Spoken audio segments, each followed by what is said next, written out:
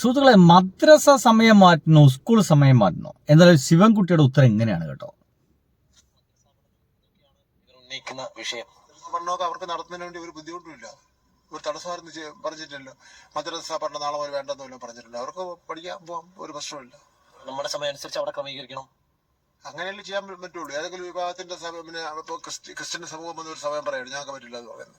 പിന്നെ ജൈനർ വേറൊന്ന് പറയുന്നു, അല്ലെങ്കിൽ മുസ്ലിങ്ങൾ വേറൊരു പറയുന്നു, ഹിന്ദുക്കൾ വേറൊരു ടൈം പറയുന്നു. അപ്പൊ ഈ സമയമില്ല നമ്മൾ എന്ത് ചെയ്യണം? അതൊരു പൊതു പ്രശ്നമാണ്, അത് ഏതെങ്കിലും ഒരു വിഭാഗത്തിന്റെ പ്രശ്നമല്ല.